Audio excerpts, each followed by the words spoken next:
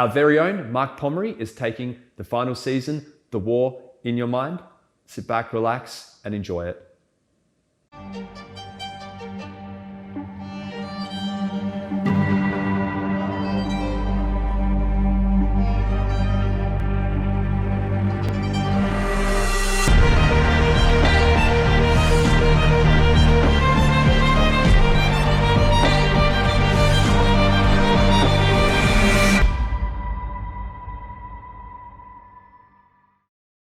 Well, hey there to our entire Elevate Online and Perth family gathered together once again here. Fantastic opportunity and very exciting. And together for the fourth and final installment of our series, Winning the War in Your Mind, which is based on a book by the same title by Craig Groeschel.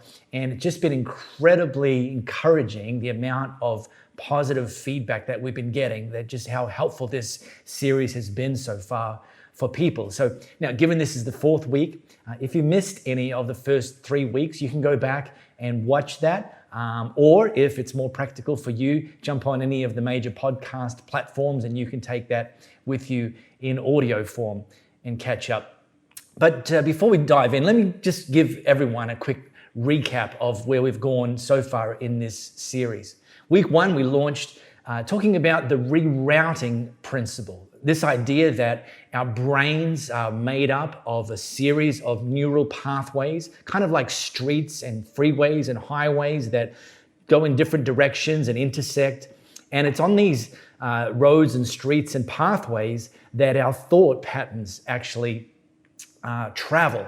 And over time, the neural pathways become more and more entrenched. They become more and more the default thought pattern. And look, this cuts both ways. That can be incredibly powerful if the thought patterns that we've cultivated are actually taking us in the direction that God wants us to go. On the flip side, it can be incredibly destructive if our thought patterns, the ones we've developed over time, are taking us in a direction that God doesn't want us to go. And so we shared that the good news is that not only is it vital to reroute your neural pathways, it's actually possible to reroute your neural pathways. In fact, something I didn't share at the time is that for decades, neurologists thought that our brains finished developing when we were in adolescence. And if you're anything like me, I am glad that's not true. I'm glad that I don't think at the level I thought when I was 15 years old. And so this idea of is called neural plasticity, that our brain can be reshaped and transformed and our thought patterns can be rerouted. The second week, I talked about the replacement principle, that the devil wants to compete for it's a turf war. He wants to compete for this real estate between our ears. And he speaks lies and accusations and drops suggestions that are very much less than God's best. And so rather than buy into them, rather than those lies starting to take hold and occupying the real estate, we need to cultivate the replacement principle, cultivate the habit of replacing the devil's lie with God's truth. And this works in tandem with the rerouting principle. And then last week, our teaching team member, our good friend Steve Hall, talked about the reframing principle, that one of the ways we can actually move forward in the direction God wants us to with our thoughts and arrive at the destination that God would have for us is by learning to actually look at our circumstances through a better lens, reframe things, and ask, God, where are you in this? What do you want me to see in this? What are you showing me in this? And our mental health and our thought patterns can really turn around as a result of that. But let me ask you today, do you ever find yourself that your mind's racing with irrational worries? Maybe you are kind of paralyzed by anxious thoughts about what might be about to go wrong in a certain situation. Or maybe you've just got runaway fears that consume your mind. that you just are stuck on this worst case scenario that may or may not happen for you. If that's you, potentially no amount of telling yourself that you're being irrational has helped. Maybe, your friends and your family telling you you've been irrational, it hasn't helped. You've got colleagues who've lost their jobs and you just, can't get past the notion that maybe you're next. Maybe a family member gets a bad health report and your mind starts racing with, I wonder if this is hereditary. I wonder if this is... Well, maybe it's exam season and you've already kind of cropped yourself out of passing. You're just saying, there's no way I'm going to pass this. And you're not just consumed with whether you're going to pass that exam or not. You start to think beyond that. What does this mean for the next chapter of my life? And you've discovered, if that's you in these sorts of circumstances, that whatever consumes your mind controls your life. So what I want to land this series on today is how we can reroute worry and anxious thoughts and see God show up with something better. Before I do, I just need to qualify one thing.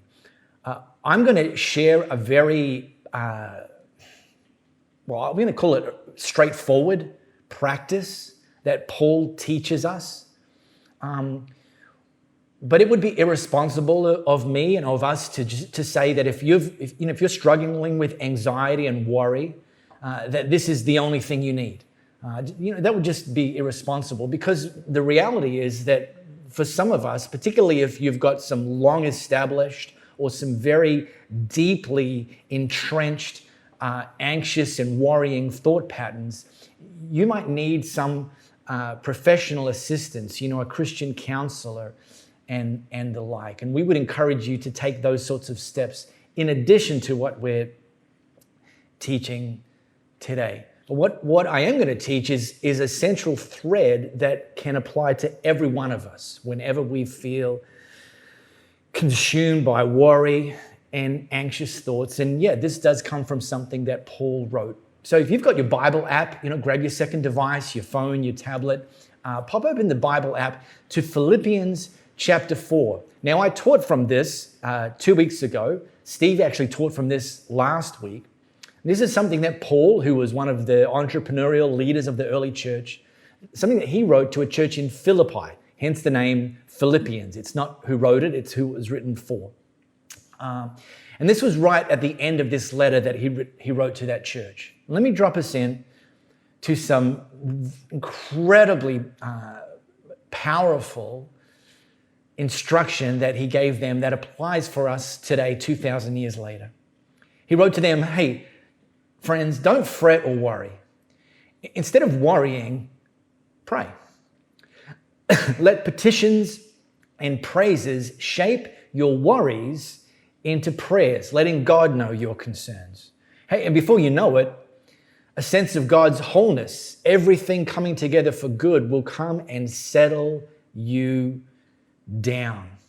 It's wonderful what happens when Christ displaces worry at the center of your life.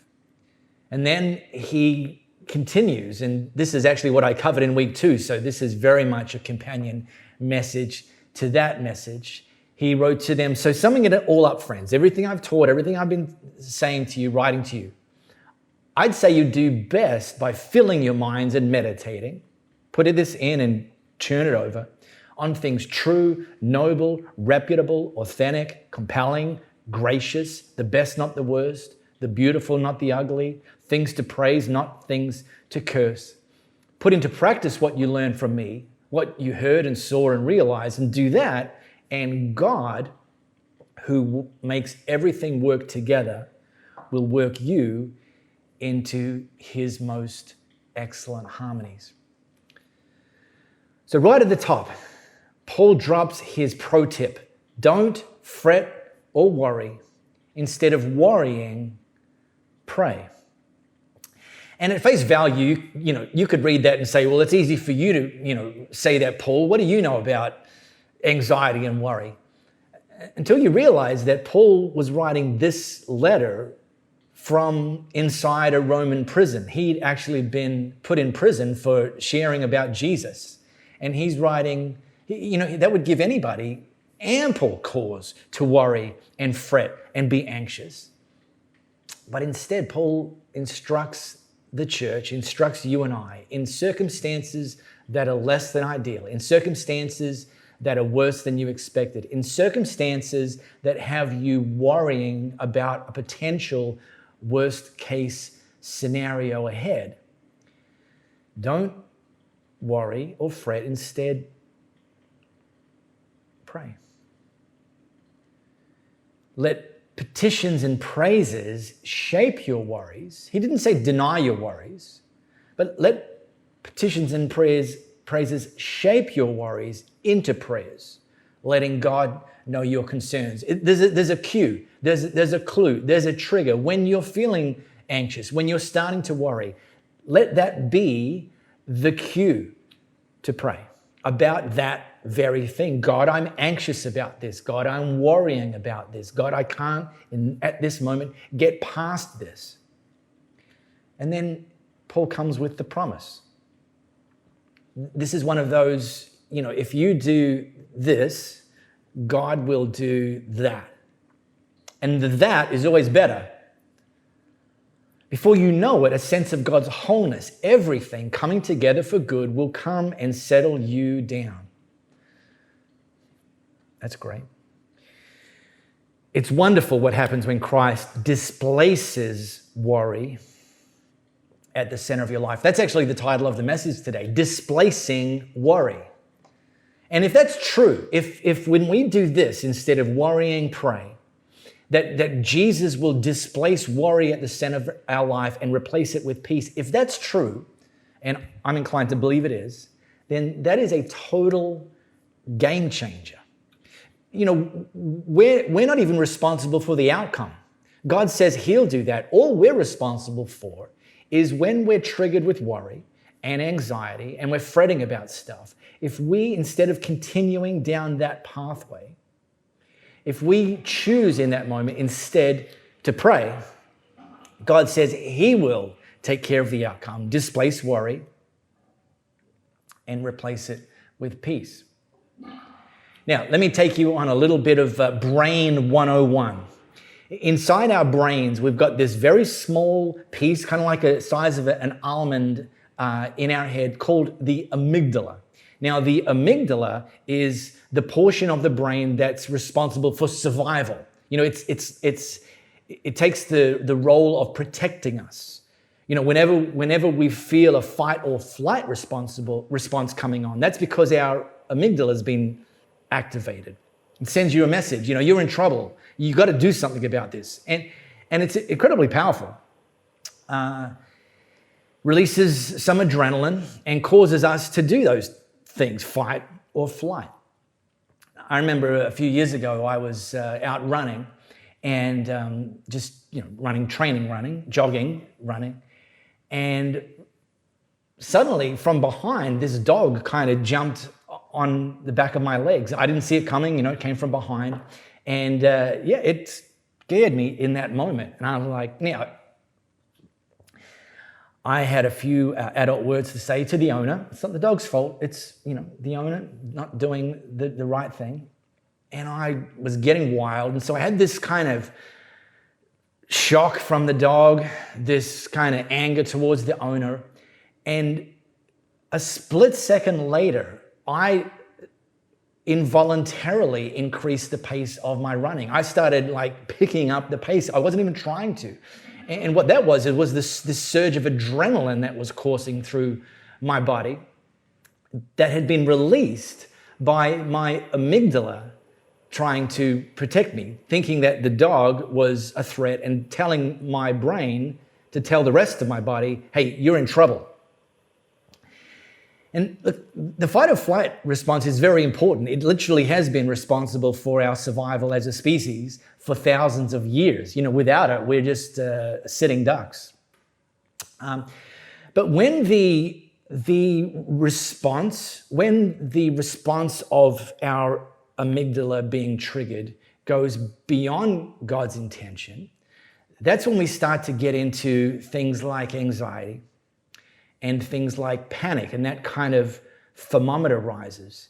And neurologists call this an amygdala hijack, that in that moment, our amygdala is kind of running the show and things start to get irrational. Things start to get out of control. The amygdala is taken over.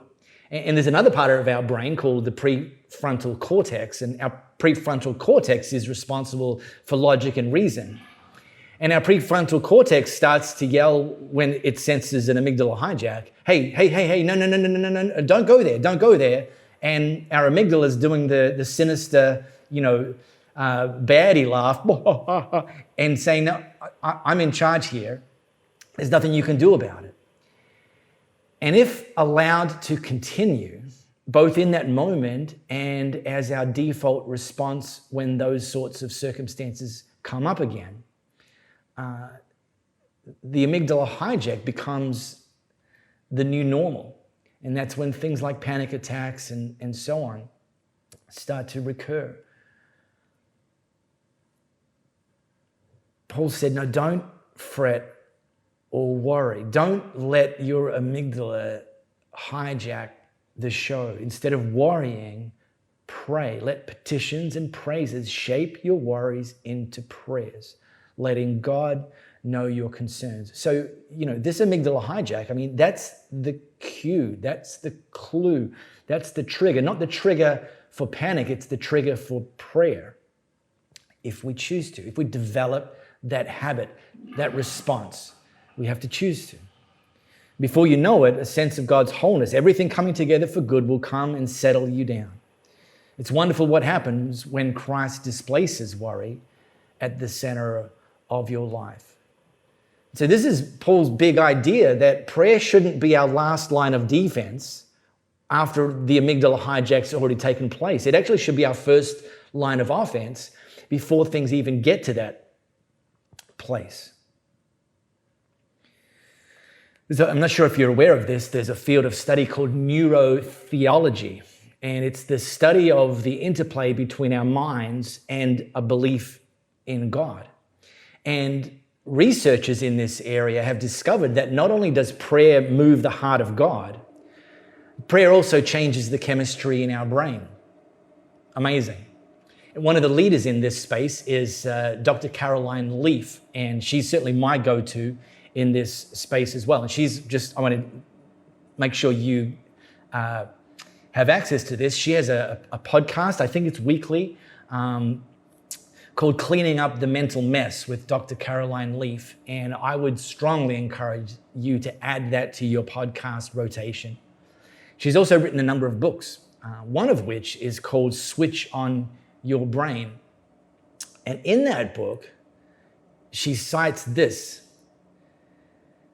it has been found that 12 minutes of daily focused prayer over an 8-week period can change the brain to such an extent that it can be measured on a brain scan.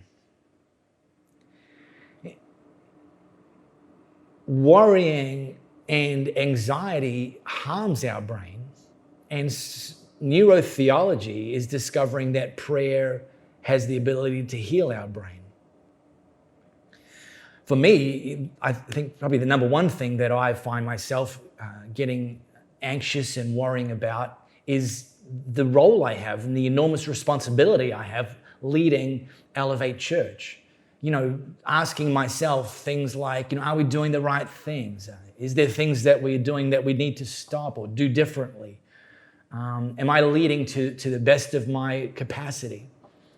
And so on. And now, some of those questions are critical. They're evaluation type questions. They're analytical type questions. And at a certain level, they're vital. The problem is when those sorts of questions, those sorts of analytical questions, those sorts of evaluation questions start to venture into territory that's beyond our control.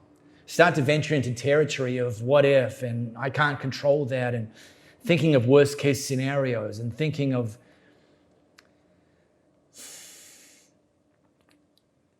So Craig Rochelle has some pro tips for me in that situation, some pro tips for you when you find yourself in those situations, fretting and worrying and being anxious about things that you can't control. And these are the three things that he teaches. Number one, do what I can do. There is a role to play. If you're wanting to pass your exam, you need to study, don't just pray. If you want to turn your health around, you need to pay attention to what you're eating and how much you're moving, not just pray. If you want to lead a successful business, then you need to learn the practices and principles of leading a successful business, not just pray. So there's a role. Do what you can do. Alongside that, give God what you can't do. Acknowledge this. There are things beyond your control, but instead of worrying about them, pray. Say, God, I'm going to give these to you. I'm not going to hold on to them. I'm not going to try and control them. And I'm not going to worry about the fact that I can't control them. And in doing that, do what I can do. Give God what I can't do. I am also going to trust God no matter what. Now, in a moment, we're going to hand back to Red Rock's worship. Just phenomenal, phenomenal crew. And what I want to invite you to do as they lead us in one more song, if you are somebody who has gotten stuck or are stuck with worry and fretting and anxious thoughts about something, during these next 5 minutes, while Red Rocks are leading us, I want to invite you to pray. On your couch, wherever it is, you and God, in that moment, pray. And pray a simple prayer. God, this thing I've been worrying about, I'm going to continue to do what I can do. And I'm going to give you what I can't do. I'm going to hand that over to you right now. I'm going to commit that to you right now. And I'm going to trust you are going to do what only you can do.